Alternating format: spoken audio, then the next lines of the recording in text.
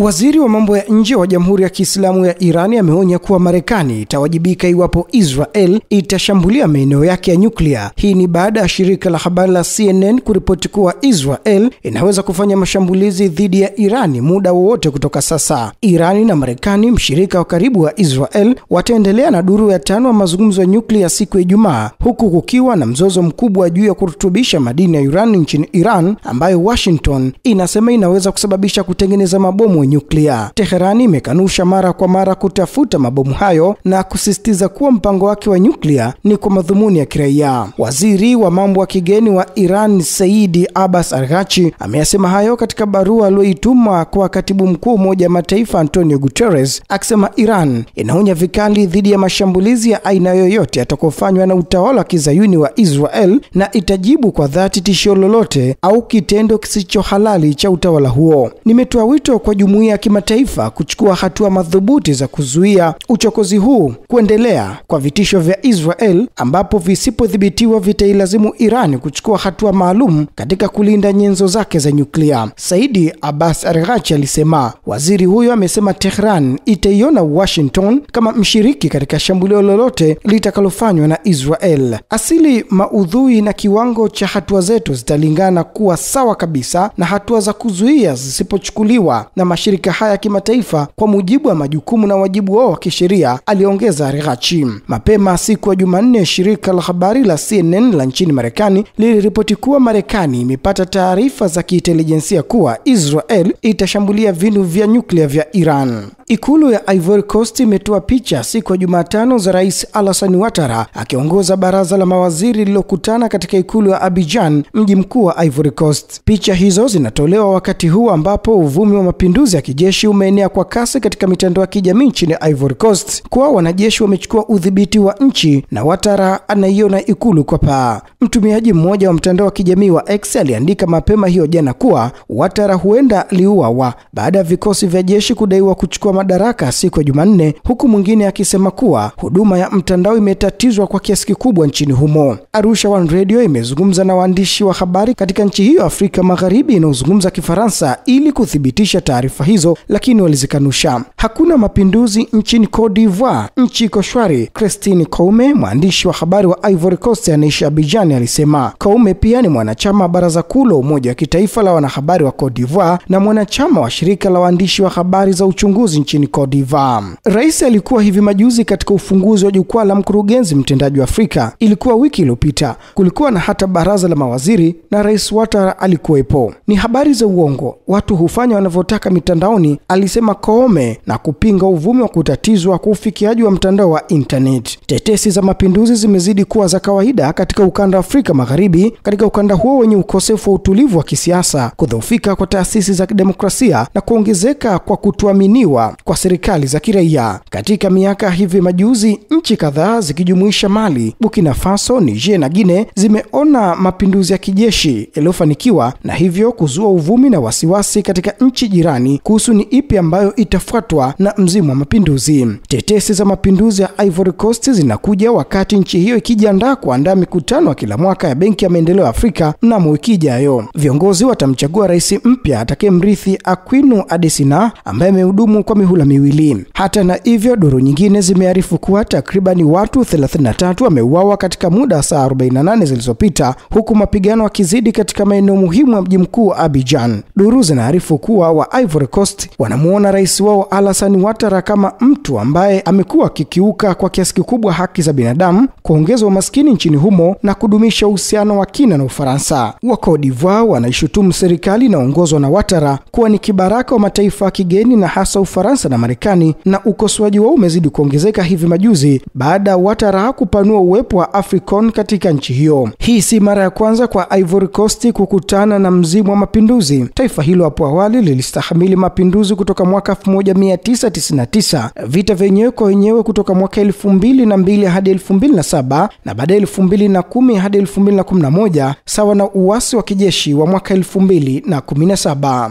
Na tukielekea huko nchini Burundi ni kuwa wakazi wa majimbo ya Ruyigi, Gankujo na Muyinga wameeleza kuwa tangu mwezi Machi mwaka jana wamekuwa wakilazimishwa kutoa michango ya kifedha ili kufadhili kampeni za chama tawala cha CNDD-FDD. Kwa mujibu wa duru, kampeni hiyo inaongozwa na maafisa wa chama tawala ambao wamekuwa wakiwatishia wale wanaokataa kwa kuwanyima huduma za msingi. Ushuhuda uliokusanywa na shirika la habari la Source Media la nchini Burundi umeripoti kampeni ya kulazimisha kukusanya michango iliyoanzishwa katika maeneo kadhaa mashariki ya Burundi. Rasmi michango hiyo ingekusudiwa kuhakikisha uendeshaji mzuri wa kampeni za chama tawala cha CNDD katika uchaguzi utakaofanyika mwezi Juni hapo baadaye. Hapo awali wanaharakati wa chama tawala walikuwa wakipita vitongojini nyumba hadi nyumba mchana kweupe kukusanya fedha na kutoa risiti. Hivi karibuni mkakati umebadilika ambapo sasa michango inahitajika kutoka kwa mabalozi wa nyumba 10 au kutoka kwa viongozi wa vitongoji. Wale ambao hawalipi kiasi hiki wakati mwingine wananyimwa huduma za kimsingi za kiutawala, anasema mkazi wa Muyinga, na kuongeza, haiwezekani kupata saini kwenye mkataba mauziano ya ardhi au nyumba au kwa miamala mikubwa. Wengine wanachukuliwa kama wasaliti au wanashutumiwa kwa kushirikiana na adui wa Rwanda wanaotaka kuvuruga utawala wa Bujumbura. Mwisho wa kunukuu. Hali hiyo katika mikoa ya Ruyigi, Gankujo na Muyinga ambayo inastahili kuunganishwa baada ya uchunguzi na kuunda jimbo la baadaye la Buhumuza. Marekebisho eneo hilo ambayo kulingana na baadhi ya waangalizi yanalenga kuimarisha udhibiti wa chama cha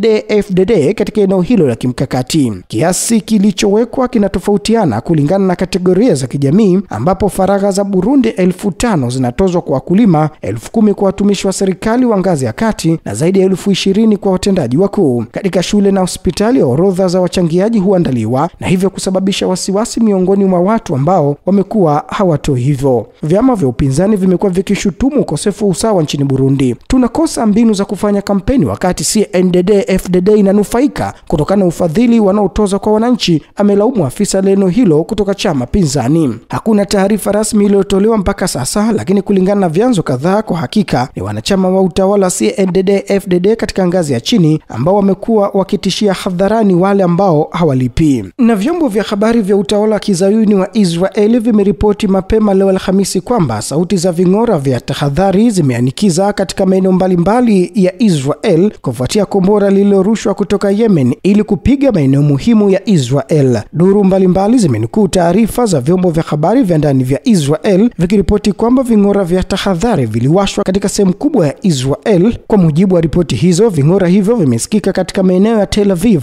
Rishon LeZion, Jaffa na Netanya baada ya kupokea ripoti za kurushwa kombora kutoka Yemen. Kwa upande wake, mtandao wa Russia Today umelinukuu jeshi la Israel likithibitisha habari za kurushwa kwa kombora kutoka Yemen na kudai kuwa mifumo ulinzi ya utawala wa kizayuni ilikuwa inajaribu kulizuia. Vyombo vya habari vinavyofuatilia taarifa za usafiri wa anga pia zimeripoti kuwa safari za ndege katika uwanja wa ndege wa kimataifa wa Ben Gurion mjini Tel Aviv zimesitishwa kutokana na kombora lilorushwa kutoka Yemen. Nao watumiaji wa mitandao ya kijamii wamerusha picha na video zinazoonyesha kombora likipita kwenye anga ya ardhi ya Palestina inayokaliwa kwa mabavu na utawala wa kizayuni. Kaneli ya televisheni ya 12 ya Israeli imetangaza kuwa mfumo wa ulinzi wa anga wa utawala huo ulikuwa umewashwa kujaribu kukabiliana na makombora hayo ya Yemen. Na waziri wa mambo ya kigeni wa Iran Abbas Araghchi amesema kuwa Teherani bado haijaamua kama itashiriki katika duru ijayo ya mazungumzo ya nyuklia au la. Araghchi amesisitiza kwamba urutubishaji wa madini ya Iran utaendelea bila kujali makubaliano yoyote. Msimamo wa hivi majuzi wa Iran unathibitisha msisitizo wake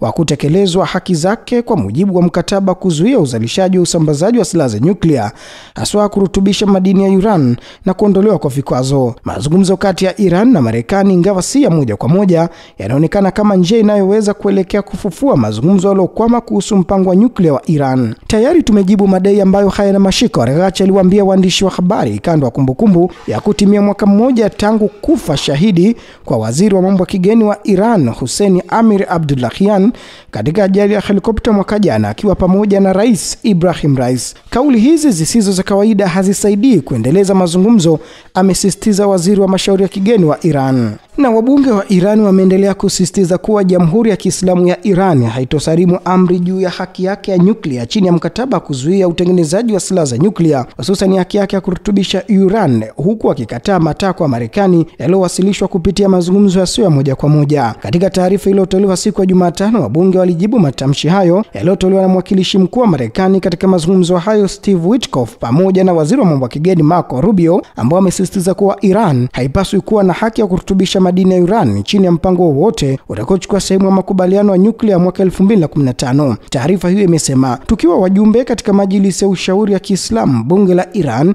tunakataa kabisa madai haya yasiyo na msingi na ya kupotosha, na tunasisitiza kuwa utawala wa Marekani uko katika hatua kuporomoka ukiwa dhaifu na usio na uthabiti. Utawala huu umejizatiti katika kuunga mkono ugaidi wa kitaifa na usio wa kitaifa ndani na nje yake. Unakumbwa na maandamano ya wananchi katika majimbo kadhaa, huku kitaifa ukizozana na zaidi ya nchi 100 kutokana na sera zake za ushuru na hatua zake za upande mmoja. Na bunge la Hispania limepitisha muswada unaoitaka serikali ya nchi hiyo kuacha kuuzia utawala ghasibu wa Israel zana zozote za kijeshi. Mpango huo uliowasilishwa na muungano wa mrengo wa kushoto wa Somali pamoja na vyama vya upinzani vya Podemos na Catalan ulikabiliwa na upinzani kutoka kwa chama cha wahafidhina cha People's Party na chama cha mrengo wa kulia cha Vox, lakini hatimaye ukaidhinishwa kwa kura 176 dhidi ya 171. Mpango huo unatoa wito wa kupigwa marufuku usafirishaji wa zana za kijeshi zikiwemo helmet, vizibao vya kuzuia risasi,